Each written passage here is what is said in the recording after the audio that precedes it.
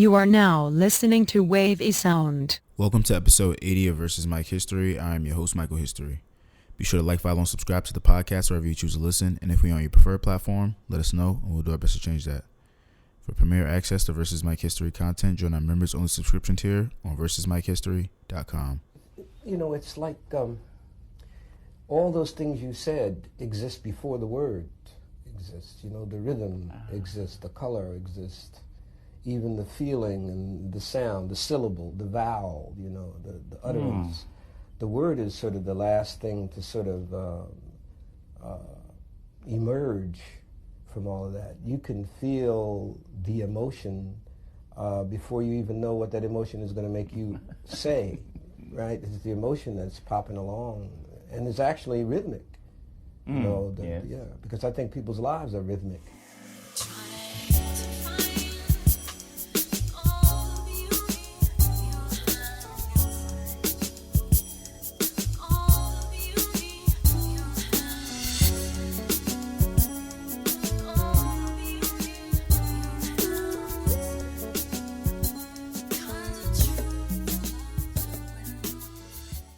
Peace, family. We are back for another episode of Versus Mike History. I hope everybody is doing well out there. We are gearing up for a holiday season. Christmas is upon us. Hanukkah is upon us. Kwanzaa is upon us. A little festive. But overall, it's been a pretty smooth month so far. You know, this year's just been coasting by. The end of the year has been coasting by, and I'm really just been planning on, getting everything in order for the new year and making sure that the podcast can be as good as it can be while expanding on to bigger and better things. That being said, I hope everybody's being safe. COVID's flaring back up over here on the East Coast. I don't know about everywhere else, but, make sure you're staying safe out there. And, a few things happened in the news. I'll touch on some things, and we'll get into some good topics. So let's go ahead and get started. All right, as always, we got to lead with love. And this week, I want to show love to the people who don't have their families in their lives, so they treat their friends like their family. That was a mouthful. But yeah, shout out to everybody who doesn't get the time to spend with their family during the holidays, so they make best do with their friends and they build those connections that way. You guys are great, and everybody doesn't always have the most ideal relationship with their parents. So the people who make time and space for their friends to get out and have holiday cheer and things like that are really important for society and for the culture. So thank you, shout out to you, and let's go ahead and move on. Okay, guys, let's go ahead and get into some news. So I'm going to start with Tyler, the Creator, and I'm getting this from Fast Company. So Tyler, the Creator's new Golf LaFleur line is a travel fantasy extravaganza. Tyler, who Fast Company profiled in 2008, propelled to fame in his late teens as a creative core of the LA-based music collective Odd Future. In 2013, he launched the Golf Wing brand as an eccentric take on skate and streetwear, reflecting his personal style. Bo Okonoma, 30, never left LA before the age of 19, and a decade of experiences later, along with a pair of #1 albums, a Grammy, and partnerships with Converse and Gucci, his tastes have evolved. Golf LaFleur mirrors his current coif style. It includes mohair sweaters and tortoiseshell buttons, silk button downs, and rounded collars, and screen printing on the back. Pleated pants designed to hang a bit shorter at your ankles, and furry ushanka hats. Subtle touches like flower buttons and wavy pockets soften the formality like a smile. Okonoma has literally worn LaFleur samples to public events. He previously released a few collaborations under the LaFleur moniker alongside Converse, Lacoste, and Jenny's Splendid Ice Creams.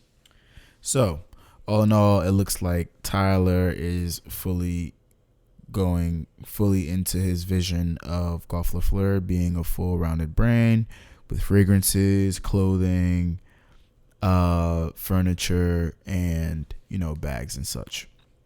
I think it's dope that he's finally being able to create the brand that he really wants to after being able to test drive so many different ideas and projects with different brands and stuff like that.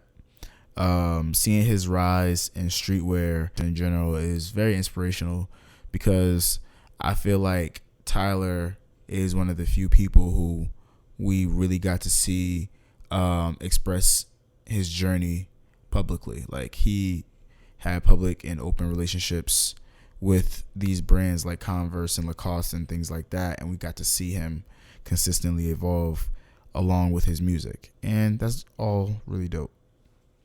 All right, next up, I'm getting this from Podcast Business Journal, and I'm reading that iHeart Podcasters want to unionize. So 125 members working in the iHeart Podcast Network division say they have been encouraged to embrace the dynamism of startup culture without any of the associated benefits. They have signed union cards to organize with the Writers Guild of America. The Writers Guild of America East has called on management to voluntarily recognize the union. Our media corporate and had no comment on the matter. When we asked the Writers Guild for specific names behind the letter below, we were told to attribute it to the iHeart Podcast Union. CEO Bob Pittman has said during iHeartMedia, podcast division is profitable for the company. The company reported $156 million in podcast revenue through the first 9 months of 2021. So yeah, this is why I encourage everybody to own the rights to their own podcast, because such a simple production can garner you a lot of money in the long run if you know how to leverage your brand properly. Because if you let it slip into the hands of a corporate giant, they will squeeze and squeeze and squeeze until there's nothing left, and they will leave you with the scraps. So, not to be so negative, but this is just an example of a big company buying out a lot of networks and small shows just to not give the return back on the promises that they've been giving as a company. So it is what it is. Okay, so more news here. Minority-owned tech company launches the first smartphone that pays you back for everyday use. And I'm getting this from Black Enterprise, so bear with me. If you're going to live on your smartphone, why not get paid for it? That was the first thought behind Zimbezi launching the first ever smartphone that pays users for usage. Zimbezi, pronounced Zambezi, the minority-owned technology company producing cutting-edge fintech, recently launched its first flagship smartphone, the Z2. Founded by Benjamin Aubin and Alpesh Patel, the new innovative smartphone is the phone that pays you and can earn users an average of $10 per month in cash rewards for searching, sharing, and shopping with the Zimbezi app ecosystem. Every Z2 phone comes with its own free Visa debit card that allows users to redeem and spend their rewards anywhere that accepts Visa. The phone also serves as a smart point of sale terminal where U.S. approved small businesses can now accept payments directly from their Zimbezi smartphone. This all sounds very exciting. The fact that technology is advancing to the point where, we can treat our phones as a point of sale, where this technology is allowing our phones to pay us back for the content that we indulge in all day, every day. And, with the exciting world of cryptocurrency right ahead of us, all of these technologies coming together sound like a wonderful thing for a prosperous future. And the fact that two minorities, one specifically Black, founded this company is absolutely amazing. So kudos and shout out to these guys. All right, and I have here King Karun launches new series, Hiking with Rappers, and I'm getting this from BNC, so bear with me. Karun's latest hit is Hiking with Rappers, which is a 6-episode interview series where Karun takes your favorite rappers on a physically challenging hike in their favorite Timberland boots. Progressively, the trail gets more intense, and so does the interview. He has interviewed Lil Kim, Big Sean, Fat Joe, Coi Leray, Rick Ross, and Quavo of the Migos. Hiking with Rappers with Complex and Timbaland airs Thursday at 10 a.m. Eastern Time on Complex's YouTube channel. Now, the reason why I brought it up on the podcast is because I thought that it was a pretty interesting concept to bring rappers on a hike as a concept of an interview series. I think that as we get into more different diverse types of media. It's important to like keep fresh ideas. And, hiking is not something that a lot of black people indulge in. So seeing your favorite entertainers getting some exercise in a natural environment sounds like a pretty dope concept. And I'm definitely going to check it out. So, yeah. All right. And last up, I have here that Diddy is trying to buy back Sean John brand out of bankruptcy. And I'm also getting this from BNC. Hip-hop legend and entrepreneur Sean Diddy Combs is making an effort to buy his Sean John brand back out of bankruptcy. He has bid $3.3 million to buy the assets of the fashion and lifestyle brand he created in 1998, according to Bloomberg. Global Brand Groups, which is a firm that specializes in bankrupt brand management, owns 90% of the Sean John brand through a commercial enterprise with a 3-time Grammy Award winner, according to court papers filed on December 8th. Since May, GBG has been seeking out buyers for Sean John. Combs has sold the majority of the brand to GBG in 2016. I fully endorse and support Diddy buying back Sean John. I think right now is the perfect time for black creators to be in the driving seat of their own brands. And I feel like we have the most to add to these brands and the most value to add to them. And, the pandemic hit everybody hard. So why don't we go ahead and get our assets back? Because that was a nice little flip. Diddy sold it for a bunch of money, and now he's buying it back for the low. So go get your brand, go get your paper. This news is very interesting and comes at an important time, seeing as we just lost somebody important to us in the fashion world, that being Virgil Abloh. And it gives the opportunity to Diddy to collaborate with up-and-coming designers who may want to collaborate with the brand or who may want to design for the brand in general. And I think that a brand like Sean John, with the notoriety that it has across the globe, would be the perfect fit to, take the reins as one of the leading brands of the culture once again. So I hope that everything falls in place the way it's supposed to. And yeah. All right, guys, let's go ahead and get into some word of mouth. So over this past weekend was the Free Larry Hoover concert, which premiered on Amazon Prime and Twitch, courtesy of Kanye West and Jay Prince and Drake. And the concert was dope. I didn't get the opportunity to see the entire stream because I don't think that Amazon Prime has it up anymore. But I did get to see certain clips that were released on social media, and I did enjoy some of the performances. Like, I thought it was dope that Drake got to perform 24 and other little things such as that. But it was funny because a lot of people on social media were saying that this was secretly Kanye doing the verses with Drake, and Kanye smoked him. So it was nice to see Kanye getting his flowers over the weekend for his stadium status performances and his records. And it was also interesting to see how people reacted to the set and the specific songs that Drake decided to come out to the concert with. So all in all, I think it was an interesting project altogether. It's cool that Kanye and Drake finally put this fake beef behind them, because obviously it was coordinated and marketed by their camps for months on end. And even if there were real emotions involved, it was clearly people who had nothing to do with their personal lives getting involved and trying to turn a dollar. That's at least what it looks like to me. This event went well, though. There were no negative events that happened at the event. And, hopefully it brings attention to the case of Larry Hoover and gets him out. All right, let's go ahead and get into some UFC that happened over the weekend. So Juliana Pena surprised Amanda Nunes with a quick tap at UFC 269.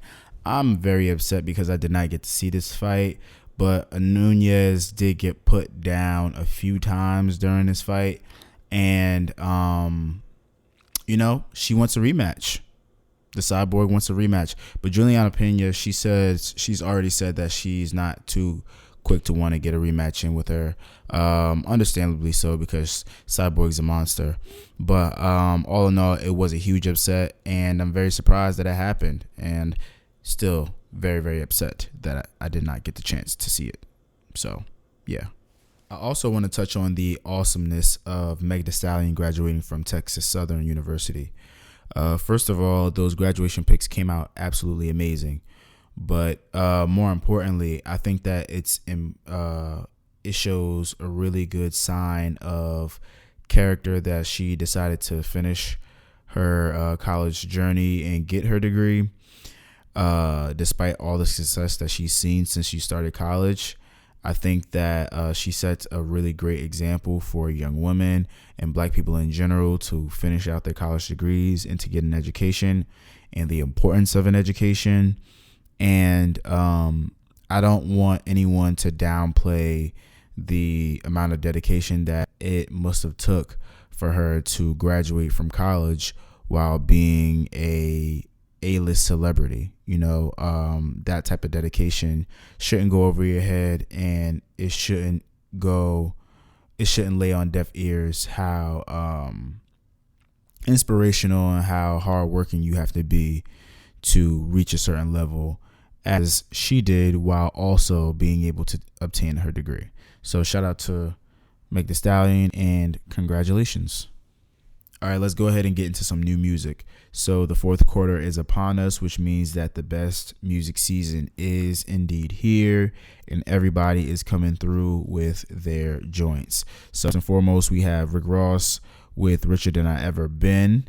That's his full-length LP. Rick Ross is one of my favorite rappers, so I have this in constant rotation ever since it's come out. Mach-Hommy delivers Balanced Cho, which is Hot Candles in Creole. I've started to listen to that. I have not gotten through it completely, but I fuck with it. Shout out to Mach-Hommy, Jersey. A Boogie comes through with Before AVA, which is A Boogie versus Artist. I'm assuming that's a project that's on the way. I'm really working with this. Tory Lanez, he delivers Alone at Prom. I have not listened to this project yet, but I'm hearing very good things about it. And yeah, in terms of singles, Masego has Favorite Tings. Jim Jones and Migos deliver We Set the Trends. Lucky Day with Candy Drip. Tierra Whack actually delivers a project with her pop EP. Earth Gang delivers the single American Horror Story. Earl Sweatshirt and Armand Hammer have Tabula Rasa. Doughboy, Roddy Rebel, and 42 Doug have Ain't My Fault. And yeah, you know, it's been a really interesting music cycle because a lot of people have been popping up. Wiz Khalifa, Cardo, and Sledgerin have a project out called Wiz Got Wings. I have not listened to that project yet. Alicia Keys has a double album out called Keys. I have not listened to that yet. PNB Rock has an album out called To Get You Through the Rain. Oh, this is an EP, excuse me. I have not listened to that yet either. Juice WRLD has a project out, Fighting Demons. RIP to that young man. Nina has an album out called Just Cuz. We also have a collaboration between Big Boy and Sleepy Brown called Big Sleepover. That looks dope. I haven't gotten a chance to listen to that. Polo G with Hall of Fame 2.0. I haven't gotten a chance to listen to that. Sorry guys, I'm trash, but I'm just reporting it. Nardo Wick with Who Is Nardo Wick. I have not gotten to listen to that, but I'm definitely going to because that Me or Some track is some heat. And yeah, that's pretty much it with music this week. Okay, let's get into some movies, TV, and trailers. So it is Spider-Man fever all over the world. And the next time you hear this podcast, I will have seen this movie. So I'm letting you know. Next week, I won't speak on it. I'll wait. Maybe I'll make like a separate video or something for it. I don't know. I'll create some content surrounding Spider-Man. But Spider-Man is coming. It's coming. Spider-Man No Way Home. We get to see what happens in this at the end of this trilogy, man, and what's leading up to Doctor Strange and the Multiverse of Madness. It's all getting exciting, man. Want to see if Andrew and Toby are in this movie. Most likely they are. they're coining this movie the end game of Spider-Man films. So we shall see what happens. In other news, we have Insecure on its next episode. I'm not going to speak too much on it because I don't want, but Issa is going through some issues in terms of knowing what is the right decision to make moving forward in her career and her personal life. And I think that this episode shows how flip-floppy she is, but also how many directions this series could take. And I really enjoy how real it is and how realistic it is in general, and how people, consider and weigh things out in their lives. So go ahead and check that out. Next up, we have Succession. Succession's season finale just premiered.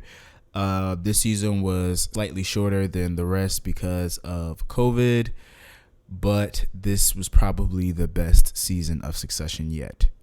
This is absolutely, without a question, my favorite show on television, and it's just phenomenal in terms of writing, in terms of acting, and character building. We see the kids go after dad in this episode. I won't spoil it too much, but it is very interesting to see the conclusion of how everything plays out towards the end, because we didn't even see them getting together in the first place. So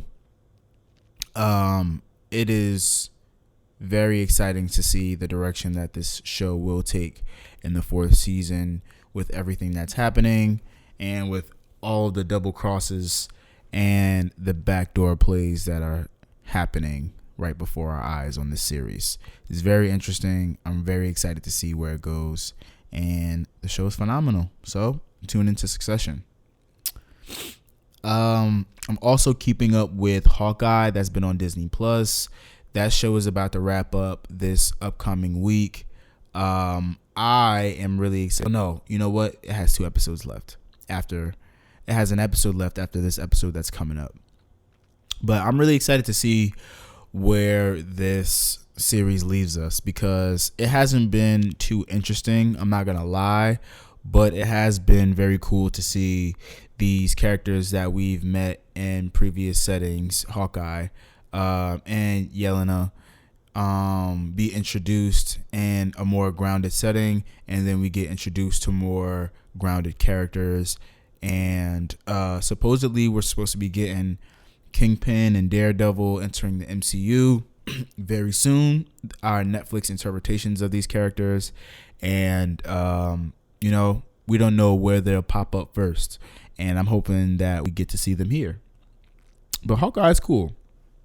And yeah, that's pretty much it. What am I looking forward to coming out? That Leonardo DiCaprio movie by Adam McKay. I think it's called Don't Look Up. That's coming out on Netflix this month. I'm going to go ahead and give that a run through. Matrix Resurrections is coming out around the same time as Spider-Man. And yeah, and let's go ahead and get into Abbott Elementary. So Abbott Elementary is a new series premiering on ABC. It stars Quinta Brunson, and it surrounds the struggles of an elementary school teacher in Philly. I think that this show is absolutely dope. I was able to see the pilot, and it's hilarious. 1, 2, it has a mostly black cast, and 3, it paints the field in a very accurate way, and in a way that people will want to see explored further. And I think that it's important for people who work in certain fields to be represented in a proper way, because I feel like in a lot of ways education isn't necessarily represented properly in a lot of different ways on screen, and people need those types of people, those educators need that representation, that proper representation on screen, and they need people to know that people actually are caring for their kids in these systems. So yeah, go ahead and check out Abbott Elementary. It's hilarious. And that is a wrap. So as always, send comments, questions, music, and movie suggestions. You can follow me on Twitter at Mike History. You can follow the podcast on Twitter at VS Mike History. Follow me on Instagram at Last Name History, and follow the podcast on Instagram at Last Name History. Subscribe to our members only subscription tier on the website, $5 a month, to get exclusive interviews and other bonus content. Our sound selection for this week is Separation of the Sheep and the Goats by Mach-Hommy. So stay beautiful, black people, and I will see you when I see you. Billy Z. Billy Z. Yes, yes, all the stones on my neck invisibly set, yet visibly upset. All this civil unrest, I'm physically distressed. Call it how it is, not what's politically correct. Say it with my chest, 3 words, liberty and death. Regardless which party jacket and give it context. Shit weak, making their critiques from an armrest. Make a movie on my life that's on set. Whole lot of blue and red without an S pawn test. Who want this? Separation of the sheep and the boys. That's the book of Revelations on the seed and the roars. I booked the reservations on the beach and the port. Let's sing separation of the sheep and the goats. Separation of the sheep and the goats. That's the book of Revelations on the seed and the roars. I booked the reservations on the beach and the port. Let's sing separation of the sheep and the goats. It's looking cloudy with a chance of meatballs. I keep sauce and we got enough in there to make the dinner 3 course. See loss and remorse in your eyes. I read thoughts for the guillotine swing and knock the head clean off. When I shook your hand, I knew that you was soft. You out here getting left on scene, dogs. You not on the scene, dog. It don't matter if your style is southpaw, frontin' like some violent outlaw. You smiles in South Star, and Billy finna lead the game exactly how he came in. See how they look later for being slow on my payment. Wait a minute, and my arraignment screaming. All us blacks got is sports and entertainment until we even. Demon, you getting all this demon till these crackers decide I did something that's worthy and redeeming. Where I'm from, you won if you had your freedom. Getting 25 was the only lifetime achievement. Dealt with bereavement, the pavement of my mind dry long before you could write anything in the cement. Seen what I seen, you be slumped up in the alley. Out here, you lucky if you not a junkie or alky. Perfect strangers, no balky. Smoke you like Korean barbecue, you know where the cow be. So holla at me if you want the throne back. Not bad for some gibberish and monotone rap. Separation of the sheep and the goats. That's the book of Revelations on the seed and the roars. I booked the reservations on the beach and the port. Let's sing separation of the sheep and the goats. Separation of the sheep and the goats. That's the book of Revelations on the seed and the roars. I booked the reservations on the beach and the port. Let's sing separation of the sheep and the goats.